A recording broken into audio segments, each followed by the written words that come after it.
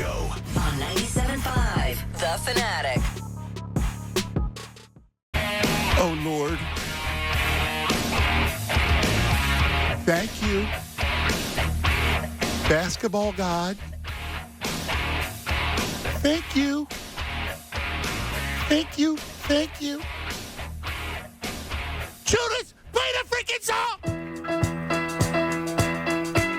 Ball, Randall on the move. Again, knocked away by Hart. 4-on-1. Barrett fueling Nick back.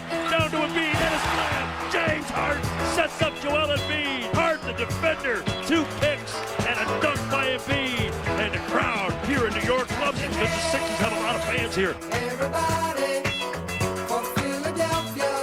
Oh my God. Good morning, mother fathers. We got a squad. A squad. I feel really good. I took a couple weeks off to make sure my body, my mind was where it needed to be. No matter what the naysayers or whoever, like I know my body, and I love to play basketball. Don't ever get that twisted. So. Oh my God. I love you, Hassa. Yes. Oh. What we saw Friday night in Minneapolis, Sunday at Madison Square Garden, as my man Mike Jarrett said this morning. Oh, my God. Bob said it earlier. I had the same feeling, guys. I swear to God. I remember when Moses came here, and you knew, you had this innate feeling that they were going to win. Like, they were that good. Like, the minute he was on the floor with them, you knew it. Like, you felt it. And I haven't had that feeling in so long. In fact, the last time, 2 other times I had that same Moses feeling, it was when Roy Halladay took the mound for the Phillies and when T.O. became an Eagle. It felt like Moses all over again. Now, again, the other two didn't really win, but they got you close. And I got to tell you, this thing works. This thing works in a huge way. They're 2 games in, and their offense looks unstoppable. Harden with a step back 3. Towns fouls him, and it's good. Harden for 3. Towns comes out, and Harden drains a triple. I mean, it could be the greatest marriage in the history of sports, those two together. Harden has never played with a big like Joel. Joel's obviously never played with a point guard like Harden. And the two of them just making magic. Now, look, I'll preface it. I understand Minnesota plays no defense, and the Knicks aren't the defensive team they were last year. So right off the bat, I'll give you the caveats. But just watching the little things, like here's something that's amazing. When you see Embiid, like during the first quarter against Minnesota, he actually was funny because he missed a couple shots. He was a little awkward on his drive. And the reasoning behind that was he didn't have guys collapsing on him. Like, guys can't collapse on him the way they have. 3 guys collapse on him. They can't do that with Harden on the floor. Harden on the floor and those two with their pick and roll game. Oh my God. You just spacing on the floor is unbelievable. It's unbelievable. I go back to what Tim Legler said on Friday about Thibault, right? Like, look at the byproduct. First of all, the two of them together, we've never seen a duo like this. This is Kobe and Shaq. Like, this is that kind of duo. So you have the two of them on the floor together and what they do for everybody else. So the other day, on Friday, I had Legs on, and Legs is saying, watch Thibault, because we were talking about Thibault. Remember, he had struggled up the last couple of weeks, and we're talking about the importance of keeping Thibault on the floor because of his defense, and that his offense has to be able to give you something warrant his playing time, because you need his playing time. And Leg said Friday, listen, one of the things you're going to see from him is you're going to be able to see him size up a shot. And you're going to be able to see his athleticism as a diver. And we saw that all day. We saw him as a diver, as a cutter. He's perfect. He's perfect in that role. And now all of a sudden, that's so big because if Thibault could give you 8, 10 points, right? Like that warrants him on the floor to play defense. That's a huge deal. Maxey, that space is great for him. First of all, run-outs, right? Like Embiid and Harden are going to play at a certain pace.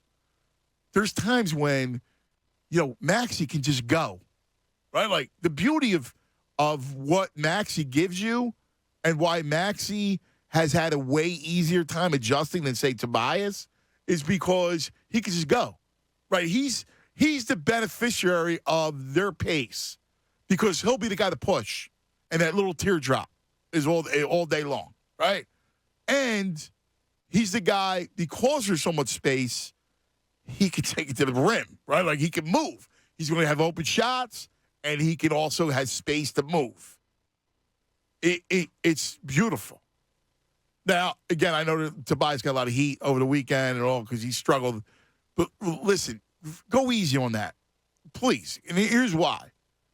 He's the mid-range guy who has to figure his spot out on the floor with those guys. It's hard to play with those guys, right? And he has to adapt his game. One of the things that Harris does, listen, say what you want about him, Casper, all the other stuff. Listen, Harris can score. Tobias can score. Now, he'll get you. He can legitimately score. What he has to do, he has to score his way. He's going to have to change up a little bit. He's going to have to become more of a spot-up guy because that shot's there all day long. So I was happy to see the 2 jumpers he hit in the final moments of that game yesterday. That was big. He was frustrated, right? He gets the technical, the whole thing. But the two jumpers he hits are perfect because, like, that's what he's got to do. Like, he's got to not hesitate. He has a tendency sometimes to overthink and put the ball on the bounce. Like, he'll go on the bounce, so he puts the ball on the floor, and no dribble, shoot. It's stop and pop. And I know he's not a spot-up guy, but he can become one. And then either you pop it or you drive to the basket and do your mid-range, right? Dribble, rise up and shoot, right? Or dribble all the way to the basket. Like, that's how you got to look at it. And that'll be his way of working through it. Offensively, they're going to be amazing. I mean, look at them. Look at what they're doing. Look, the thing that has me over the freaking moon, all right, over the moon is they're going to be able to score points in 3 levels, right? Score on 3 levels. And they're going to be able to not just score on 3 levels, but attack from the line, right? Like the 2 of them, Harden and Embiid from the foul line, are going to camp out there. Look at yesterday. The Knicks got first of all, he's impossible to guard anyway. But if you got any kind of suspect bigs, they're going to be in foul trouble. It was a parade of fouls yesterday.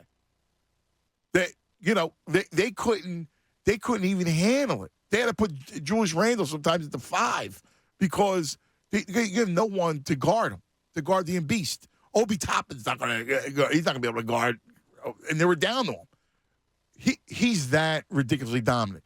Harden's threes, the step back threes, it's so ridiculous, right? He's scoring what he's scoring on so few shots. It's amazing. So you have that. They'll score in bunches. Like, what excites me is they're going to be able to score in waves. And what that does is it blows teams out. Like, they're automatically, and this is what obviously Brooklyn can do with Kyrie and KD. When you could score in waves like the Sixers could do, they're going to blow teams out. So now fast forward to a 7-game series, you have 2 blowout wins. Like, mark down 2 blowout victories. That's how incredible the fit is on offense. They have every chance to win it this year. I mean, quite frankly, I size it up, and we'll see about Brooklyn because they're unknown, and I do like Milwaukee. There's no way Miami's beating them in a 7-game series. No way. I don't care. They will score, and they will just annihilate the Celtics. I mean, look, Milwaukee, they're legitimate. I think the Sixers can beat them, but they're legitimate. I get it. And Brooklyn, we don't know about. All those other teams, I don't care. There's no way I don't think they go more than 5 or 6. And that's just looking at what the offense can be. And granted, I already admitted that Friday night against Minnesota, they're a bad defensive team, and the Knicks aren't what they were defensively than they were last year. But this offense could be that good, that potent, and you've already got a taste of it. And they just started. It's 8 quarters. Oh, my God. Guys, listen to me. Enjoy every game. This ride is going to be special. I don't know if it's June. I don't know if it's next June.